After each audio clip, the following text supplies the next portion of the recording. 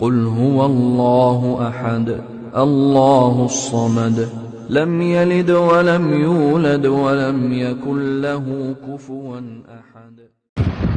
إن الحمد لله نحمده ونستعينه ونستغفره ونؤمن به ونتوكل عليه ونعوذ بالله من شرور أنفسنا ومن سيئات أعمالنا. من يهده الله فلا مضل له ومن يضلل فلا هادي له، وأشهد أن لا إله إلا الله وحده لا شريك له، وأشهد أن محمدا عبده ورسوله. أما بعد، فقد قال الله تعالى: يا أيها الذين آمنوا اتقوا الله حق تقاته ولا تموتن إلا وأنتم مسلمون. وقال الله تعالى في آية أخرى: يا أيها الناس اتقوا ربكم الذي خلقكم من نفس واحدة وخلق منها زوجها وبث منهما رجالا كثيرا ونساء واتقوا الله الذي تساءلون به والأرحام إن الله كان عليكم رقيبا. وقال الله تعالى في آية أخرى: يا أيها الذين آمنوا اتقوا الله وقولوا قولا سديدا يصلح لكم أعمالكم ويغفر لكم ذنوبكم ومن يطع الله ورسوله فقد فاز فوزا عظيما. وقال نبينا صلى الله عليه وسلم: اللهم صل على محمد وعلى آل محمد كما صليت على إبراهيم وعلى آل إبراهيم إنك حميد مجيد. اللهم بارك على محمد وعلى آل محمد كما باركت على إبراهيم وعلى آل إبراهيم إنك حميد مجيد. رب اشرح لي صدري ويسر لي أمري واحلل عقدة من لساني يفقهوا قولي.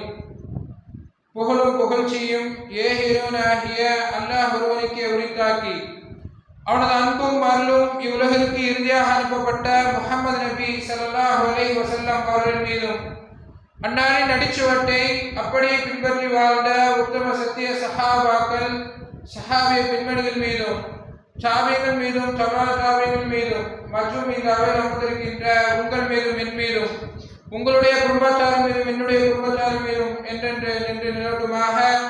இந்த நல்ல நாளில் எப்படி நம் அனைவரும் ஒன்று கூட்டினானோ அதே போல் நாளை மறுமையில் உயர்ந்த சொர்க்கமான ஜன்னத்துல் ஃபிர்தௌஸ் எனும் சொர்க்கத்தில் உங்களையும் என்னையும், உங்களுடைய குடும்பத்தாரையும் என்னுடைய குடும்பத்தாரையும் ஒன்று கூட்டுவானாக என்று துஆ செய்வனாக எனது ஜும்மாவுடைய முதல் உரையை ஆரம்பம் செய்கின்றேன்.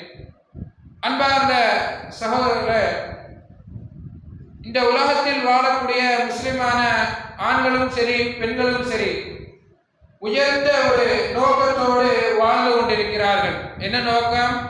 நான் எப்படியாவது சொர்க்கத்தை அடைய வேண்டும், அந்த சொர்க்கத்தை அடைவதற்கு என்னென்ன செய்யணுமோ அதெல்லாம் நான் செய்ய தயார் என்று உயர்ந்த ஒரு நோக்கத்தோட முஸ்லிமான ஆண்களும் சரி பெண்களும் சரி வாழ்ந்து கொண்டிருக்கிறார்கள்.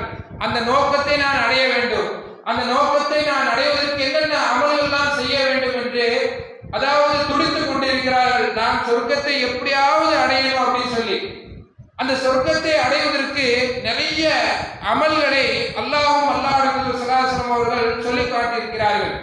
நிறைய அமல்கள், எக்கச்சக்கமான அமல்களை அல்லாஹ்வும் அல்லாஹ்வுடைய தூதர் ஸல்லல்லாஹு அலைஹி வஸல்லம் அவர்கள் சொல்லி காமித்திருக்கிறார்கள்.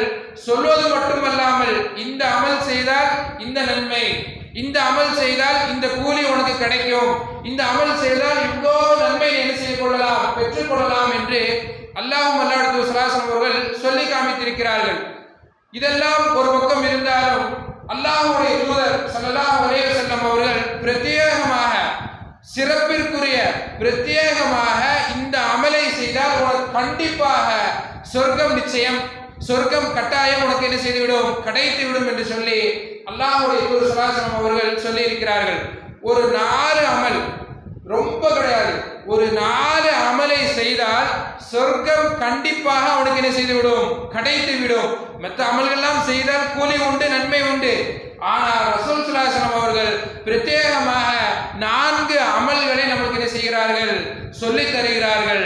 இந்த 4 அமலை நீ செய்தன்னு சொன்னா உனக்கு சொர்க்கம் கட்டாயமாக உனக்கு வாக்களிக்கப்பட்டதாக ஆகிவிட்டது என்று ரசூல் ஸல்லல்லாஹு அலைஹி வஸல்லம் சொல்லியிருக்கிறார்கள். அதில் முதலாவது அமல் என்னவென்று சொன்னால், நாம் எல்லாம் அதில் தான் இருந்து கொண்டிருக்கிறோம், நோன்பு. இந்த நோன்பை யார் நிறைவேற்றுகிறார்களோ, இந்த நோன்பு என்பது அல்லாஹ்விடத்தில் மிகவும் உயர்ந்த ஒரு தரஜாவில் இருந்து கொண்டிருக்கிறது. நோன்பு அல்லாஹ்விடத்தில் நெருக்கி வைக்கக்கூடிய ஒரு அமல், அல்லாஹ்விடத்தில் உயர்ந்த ஒரு அமல். ஏன் இன்னும் சொல்ல போனா இந்த அமலுக்கு, இந்த நோன்புக்கு உண்டான கூலியை நானே வழங்குகிறேன் என்று அல்லாஹ் சுப்ஹானஹு வ தஆலா இந்த நோன்பிற்கு அவ்வளோ சிறப்பை சொல்லுகிறார். ரசூல் ஸல்லல்லாஹு அலைஹி வஸல்லம் அவர்கள் இந்த 4 அமலை சொல்லிட்டு இந்த சொர்க்கம் கட்டாயம் சொல்லிட்டாங்க. உனக்கு சொர்க்கம் கட்டாயம் இந்த 4 அமலை செய்தால்.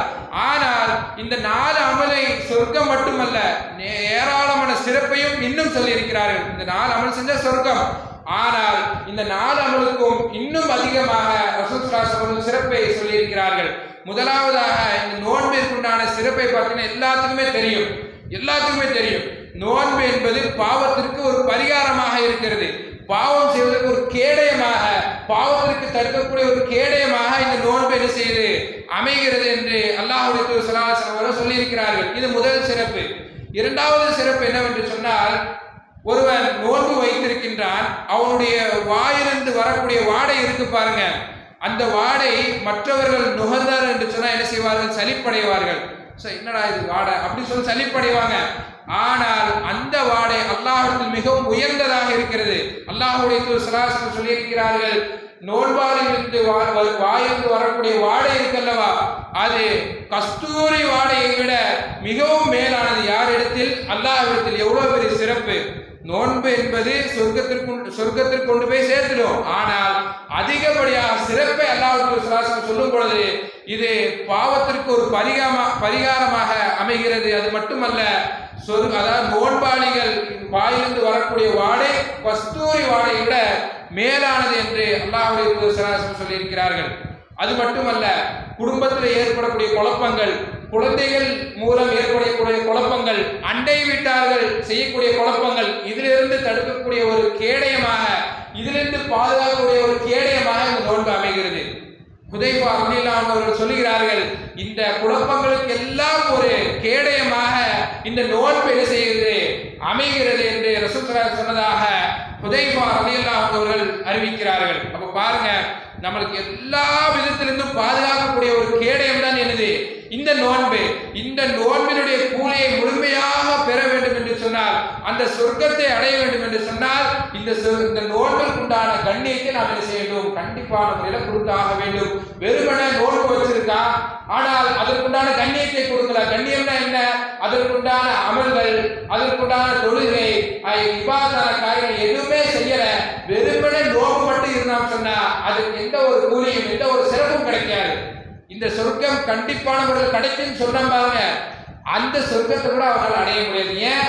வெறுமனே நோன்பு மட்டும்தான் வச்சிருக்கான், அதற்குண்டான அமல்களை செய்யலையே, நோன்பிற்கு உண்டான கண்ணியத்தை கொடுக்கலையே. வெறுமனே நோன்பு இருந்தால் அவனுக்கு எந்த ஒரு கூலியும் கிடைக்காது. அவன் வெறுமனே தாகித்திருந்தும் தவிர, பசித்திருந்தும் தவிர வேற எந்த ஒரு கூலியும் அல்லாஹ்விடத்தில் எதிர்பார்க்க முடியாது. அப்ப நோன்பு வச்சிருந்தான்னு சொன்னா அதற்குண்டான கண்ணியத்தை கொடுத்தா மட்டும்தான் நாளைக்கு அந்த சொர்க்கத்தை நம்மளால என்ன செய்ய முடியும்? அடைய முடியும். அதே மாதிரி ரசூல் ஸல்லல்லாஹு அலைஹி வஸல்லம் சொன்ன சிறப்பு ஃபுல்லா நம்மளால அடைய முடியும். இல்லை என்று சொன்னால் ஒருபோதும் அதை நாம் அடைய முடியாது. அப்போ நோன்பிற்கு உண்டான கண்ணியத்தை நாம் கொடுத்தோம்னு சொன்னா நம்மளுக்கு சொர்க்கம் நிச்சயமாக கிடைத்துவிடும். இரண்டாவது அமல் என்ன அமல்? ஜனாசாவை பின்தொடர்தல். இந்த ஒரு முஸ்லிம், ஒரு ஜனாசா செல்கிறது, ஒரு முஸ்லிமுடைய ஜனாசா தெருவோரத்தில் செல்கிறது, அதை நாம் என்ன செய்ய வேண்டும்? பின்தொடர்ந்து செல்ல வேண்டும். நபிகள் நாயகம் ஸல்லல்லாஹு அலைஹி வஸல்லம் அவர்கள் அதிகமான சிறப்புகளை சொல்லி இருக்கிறார்கள். யார் ஒருவர், நபி ஸல்லல்லாஹு அலைஹி வஸல்லம் சொல்றாங்க, ஒரு மனிதர் ஜனாசாவை பின்தொடர்ந்து அதற்குண்டான தொழுகையிலும் ஈடுபட்டு அந்த ஜனாசாவை அடக்கம் செய்யும் வரை அந்த இடத்தில் இருக்கிறார் பாருங்க, அவருக்கு 2 குவியல் நன்மைகள் என்ன செய்வார்? பெற்று வீடு திரும்புவார். 2 குவியல்கள்னா எவ்வளவு அளவு இருக்கும்? உஹது மலை அளவிற்கு அவர் நன்மைகளை பெற்று வீடு திரும்புவார். பாருங்க எவ்வளவு பெரிய சிறப்பு. இன்னைக்கு நாம் என்ன செய்யறோம்? சர்வசாதாரணமாக ஜனாசாவை பின்தொடர்வதை விட்டு திரும்பி செல்கிறோம். ஜனாசா போகுது பார்க்கிறோம், ஆனால் நாம் என்ன செய்ய மாட்டேங்கிறோம்? அந்த ஜனாசாவை பின்தொடர்ந்து அதற்குண்டான தொழுகையிலையும் ஈடுபட மாட்டேங்கிறோம், அதற்கு அடக்கம் செய்வதிலையும் ஈடுபட மாட்டேங்கிறோம். ஆனால் ரசூல் ஸல்லல்லாஹு அலைஹி வஸல்லம் அவர்கள் எவ்வளவு பெரிய சிறப்பு சொல்றாங்க. ஒருவர் ஜனாசாவை பின்தொடர்ந்து அதற்குண்டான தொழுகையிலையும் ஈடுபட்டு அடக்கம் செய்யும் வரை ஒருவன் அந்த இடத்தில் இருந்தான் சொன்னா அவன் உஹது மலை அளவுக்கு நன்மையை பெற்று வீடு திரும்புவான். எவ்வளவு பெரிய சிறப்பு! உஹது மலை எவ்வளவு பெருசு! எவ்வளோ பெருசு, ஹஜ்ஜுக்கு போனவங்களுக்கெல்லாம் தெரியும் அந்த உஹது மலை அவ்வளோ பெருசாக இருக்கும். அந்த அளவிற்கு 2 நன்மைகளை பெற்று அவன் என்ன செய்வான், வீடு திருவான் என்று அல்லாஹ்வுடைய ஸல்லல்லாஹு சொல்லியிருக்கிறார்கள். இப்ப தொழுகையில மட்டும் ஈடுபட்டுட்டான், ஜனாசா பின்தொடர்ந்தாச்சு, தொழுகையிலும் ஈடுபட்டாச்சு, ஆனால் அடக்கம் பண்ணது மட்டும் அவன் இல்லை, வீடு திரும்பிட்டான்னு சொன்னா அவன் ஒரு உஹது மலை அளவிற்கு நன்மையை பெற்று என்ன செய்வான், வீடு திரும்புவான் என்று ரசூல் ஸல்லல்லாஹு அலைஹி அவர்கள் சொல்லியிருக்கிறார்கள். அப்போ ஜனாசா தொழுகை, ஜனாசாவை பின்தொடர்வது வெறுமன கிடையாது, கடமை என்று சொல்கிறார் ரசூல் ஸல்லல்லாஹு அலைஹி அவர்கள். எப்படி கடமை? ஜனாசாவை பின்தொடர்வது, ஒரு முஸ்லிம் ஜனாசா போகுதுன்னு சொன்னா அதை பின்தொடர்வது கடமை. அதான் அல்லாஹ் சொல்கிறார்கள், ஹக்குல் முஸ்லிமி அலல் முஸ்லிமி ஹம்சுன், ஒரு முஸ்லிமுக்கு இன்னொரு முஸ்லிம் செய்யக்கூடிய கடமை 5 என்று சொல்கிறார்கள். ஒன்று என்னது? ரத்து சலாம், சலாமிற்கு பதில் சொல்வது, இபாதத்துல் மரீல், நோயாளியை நலம் விசாரிப்பது, இத்திபாயுல் ஜனாயிஸ், என்ன சொல்றாங்க, ஜனாசாவை பின்தொடர்வது. ஒரு முஸ்லிம் இன்னொரு முஸ்லிம் செய்யக்கூடிய கடமை இருக்கு பாருங்க, அதுல ஜனாசாவை பின்தொடர்வது வருது.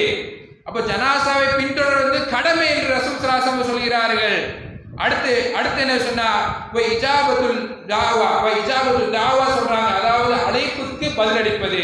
ஒருவர் அழைக்கிறார் என்று சொன்னால் அந்த அழைப்புக்கு நாம் என்ன செய்ய வேண்டும், பதிலளிக்க வேண்டும். அடுத்தது பாருங்க, தஸ்மியத்துல் ஆதிஸ், அதாவது தும்பியவருக்கு பதில் சொல்வது. ஒருவர் தும்பிறாரு, அல்ஹம்துலில்லாஹ் என்று சொல்கிறார் என்று சொன்னால் அதை கேட்ட மாத்திரம் நாம் என்ன செய்ய வேண்டும், இரஹம்குல்லாஹ் என்று நாம் என்ன செய்ய வேண்டும், பதில் சொல்ல வேண்டும். அப்போ ஒரு முஸ்லிம் இன்னொரு முஸ்லிமுக்கு செய்யக்கூடிய கடமைகள் ஒன்று என்னது, ஜனாசாவை பின்தொடர்வது என்று ரசூல் ஸல்லல்லாஹு அலைஹி வஸல்லம் சொல்லியிருக்கிறார். அப்ப கடமை, இந்த கடமை யார் நிறைவேற்றுகிறாரோ அவருக்கு என்ன செய்யும், சொர்க்கம் கண்டிப்பாக என்ன செய்துவிடும், கிடைத்துவிடும். அப்போ நன்மைகளை அள்ளித்தரக்கூடிய அமல்கள் நிறைய இருக்குது, நன்மைகளை அள்ளித்தரக்கூடிய அமல்கள் நிறைய, அதை நாம் செய்வதற்கு நாம் என்ன செய்ய வேண்டும், முயற்சி செய்ய வேண்டும்.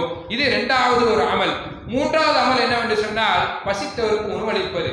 இந்த உலகத்துல பாருங்களேன், இந்த உலகத்துல ஏராளமான மக்கள் வாழ்கிறார்கள், ஏராளமான மக்கள், அதுல பாதிக்கு பாதி யார் தான் இருக்கிறாங்க, ஏழைகள் தான் இருக்கிறாங்க.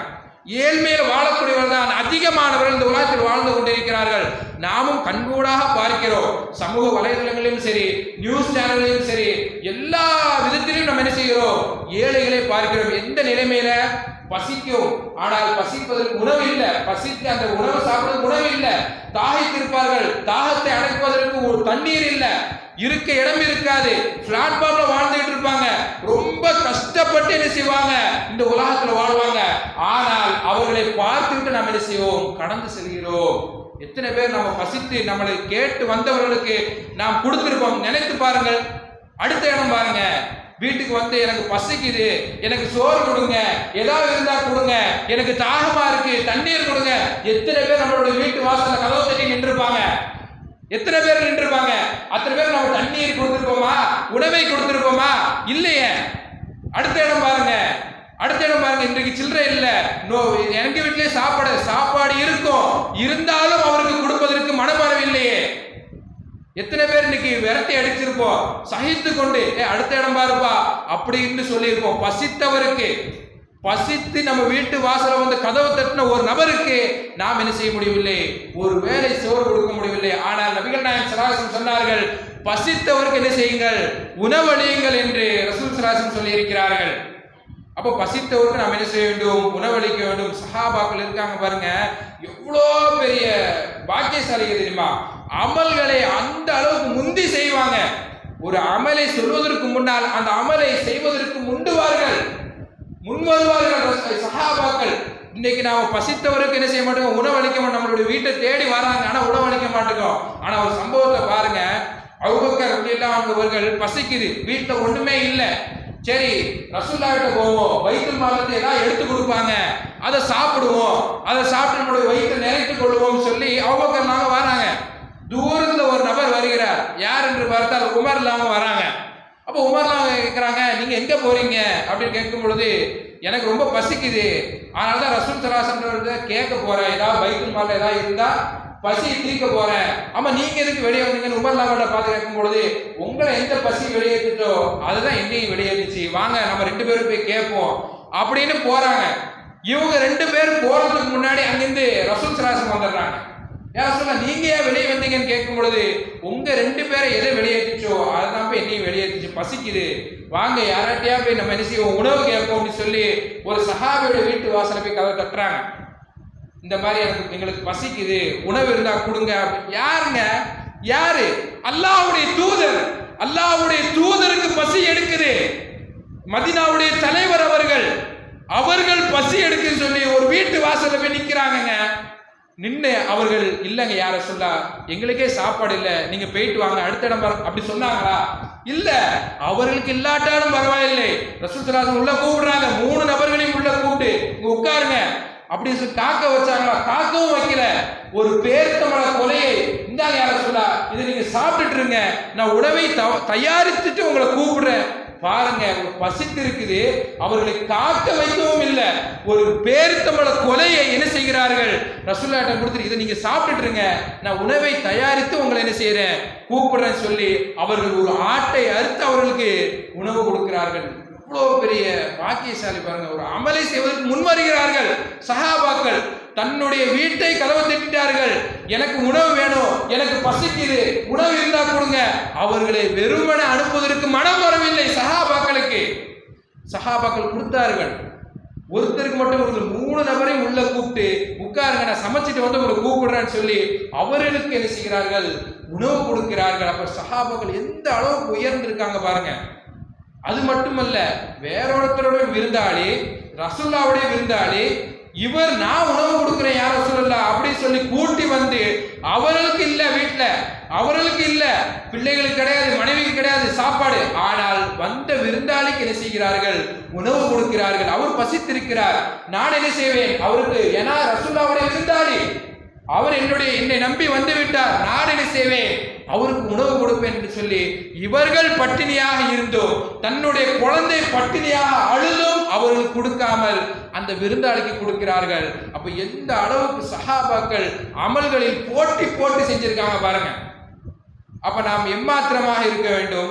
நாம் எல்லாம் என்ன செய்யறோம், நம்மளுடைய வீட்டு வாசல் வந்து நின்றாலும் அவர்களை ஏறெடுத்து பார்ப்பது கிடையாது.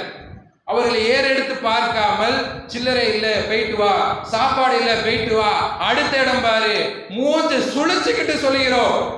எத்தனை பேர் நான் இது வரைக்கும் வீடு தேடி வந்தேன்னா, என்னுடைய வீடை தேடி வந்த ஒரு நபரை வெறுமன அனுப்புறது கிடையாது. எத்தனை பேர் நான் அவருக்கு ஏதாவது என்னால் முடிந்த ஒரு உதவி நான் செய்வேன், எத்தனை பேர் சொல்லுங்க பார்ப்போம். யாருமே இருக்க முடியாது. என் உட்பட, நான் உட்பட ஒரு நபர் என்னிடம் வந்து எனக்கு யாசகம் கொடுங்க, எனக்கு பசிக்குது, தாகமா இருக்குது என்று சொன்னால் யாருமே என்ன செய்ய மாட்டேங்கிறோம், அவருக்கு உதவுவதற்கு முன் வர மாட்டேங்கிறோம். ஆனால் நபிகள் நாயகம் ஸல்லல்லாஹு அலைஹி வஸல்லம் அவர்கள் பசித்தவருக்கு உணவளிங்க என்று ரசூல் சொல்லி இருக்கிறார்கள்.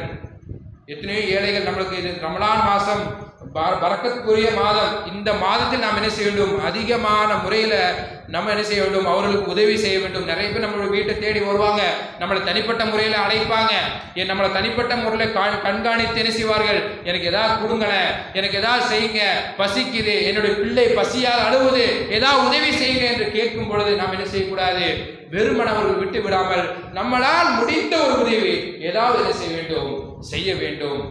அதான் ரசூலுல்லாஹ் சொன்னாங்க, பசித்தவர் உணவளிங்க. இப்படி நீங்க உணவளித்தீங்கன்னு சொன்னா சொர்க்கம் உங்களுக்கு என்ன செய்யப்படும், கட்டாயமாக்கப்படும். இது 3வது அமல். 4வது அமல் என்னவென்று தெரியுமா, நோயாளியை நலம் விசாரித்தல்.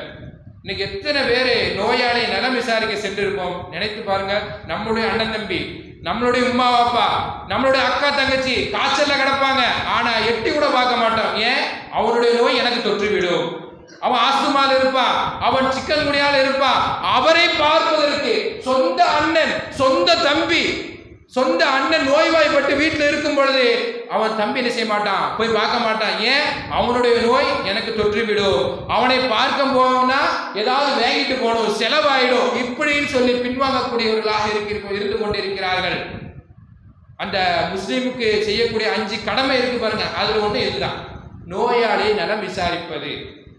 நோயாளியை நலம் விசாரிப்பது கடமை என்று சொல்கிறார்கள். உன்னுடைய சொந்தக்காரங்களாக இருக்கலாம், அண்டை வீட்டார்களாக இருக்கலாம், இல்ல நெருங்கிய உறவினர்களாக இருக்கலாம், யார் நோய்வாய்ப்பட்டாலும் அவர்களிடம் போய் நாம் என்ன செய்ய வேண்டும், நலம் விசாரிக்க வேண்டும்.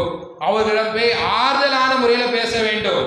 இன்னைக்கு பார்க்கிறோம், நோயாளி நலம் விசாரிக்கின்ற பேர்ல பழசெல்லாம் கிளறிட்டு இருப்பாங்க. என்னப்பா பார்த்து போக கூடாதா? ஒருத்தன் அடி வாங்கிட்டு கீழே கிடப்பான், அடிபட்டு கட்டு போட்டு என்ன செய்வான், அந்த வேதனையில துடிச்சுக்கிட்டு இருப்பான். துடிச்சுக்கிட்டு இருக்கும் பொழுது அந்த இடத்துல அவன்கிட்ட ஆறுதலா தான் பேசுறோம், அவன் அதைத்தான் ஏங்குவான்.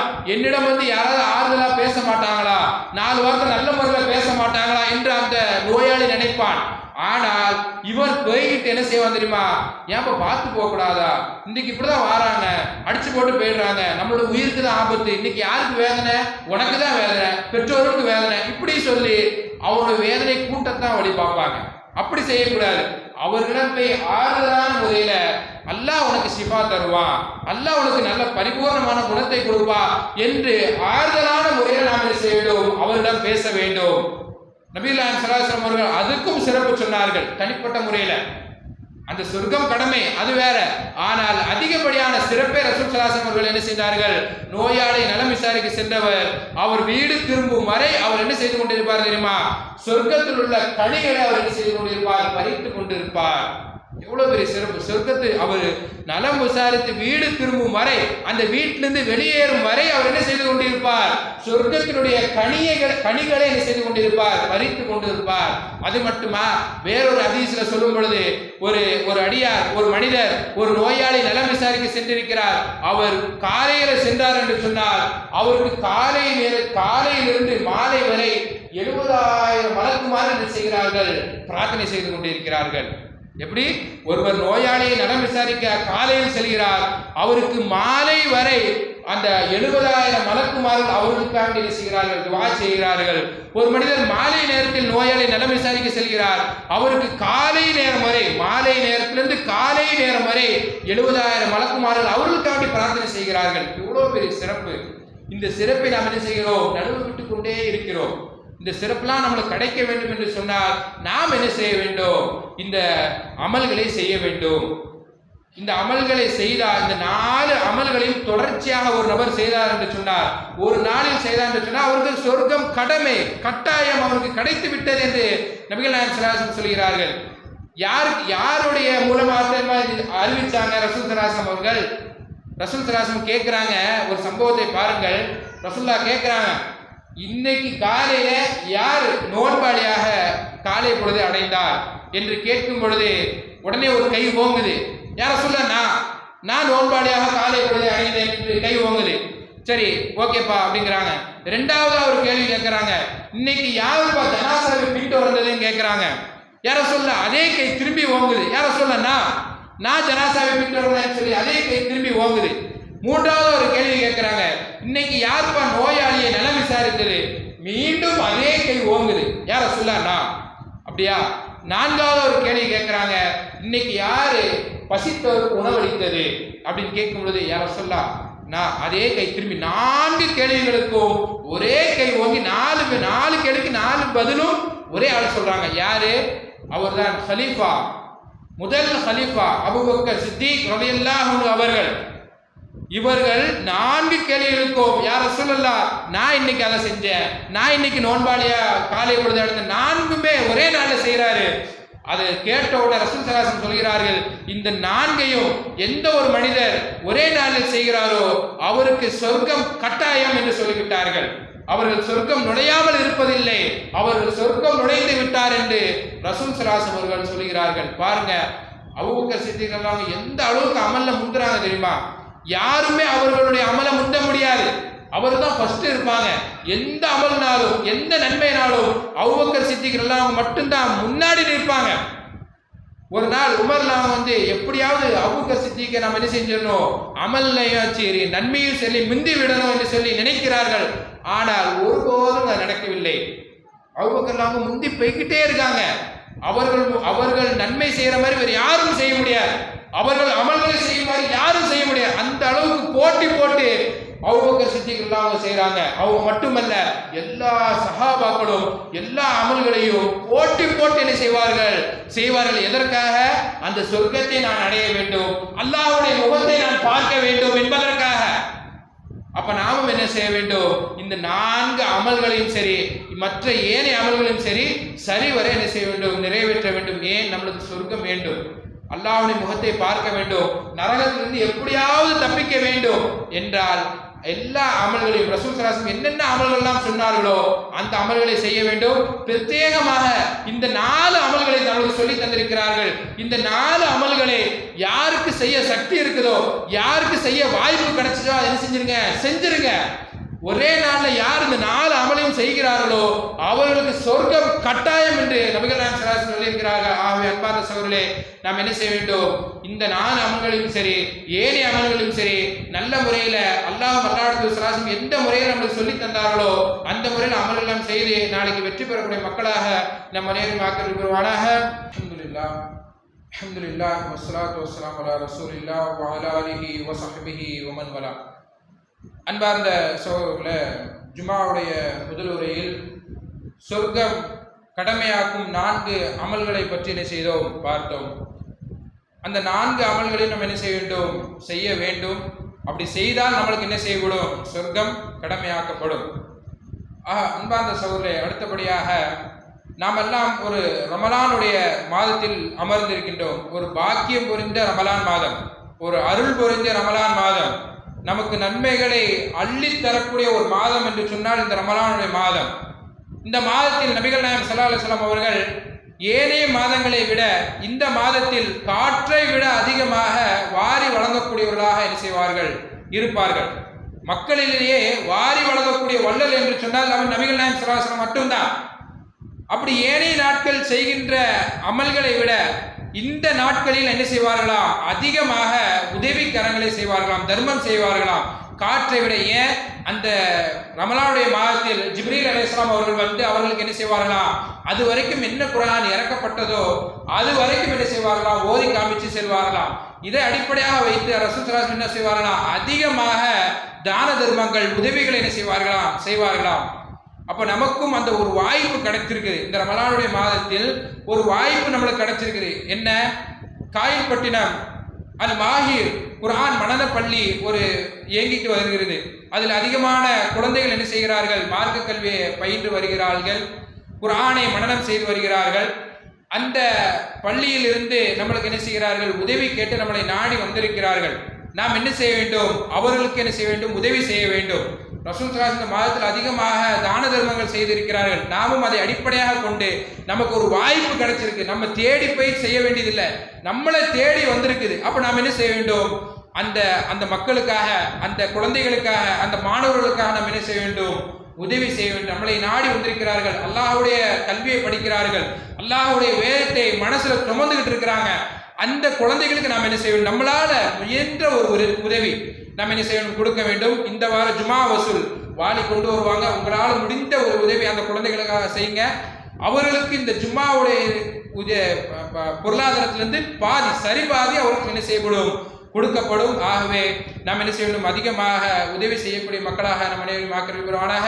இன்றைய தினத்தில் எதெல்லாம் கேட்டோமோ அதன் அடிப்படையில் தங்களுடைய வாழ்க்கையை அமைத்துக் கொண்டு நாளைக்கு மறுமையில உயர்ந்த சொர்க்கமான ஜன்னத்துல் ஃபிர்தௌஸ் எனும் சொர்க்கத்தை உங்களையும் என்னையும் உங்களுடைய குடும்பத்தாரையும் என்னுடைய குடும்பத்தாரையும் ஒன்று கூட்டுவனாக என்று துஆ செய்தவனாக எனது ஜும்மாவுடைய 2ஆம் முறை நிறைவு செய்கின்றேன்.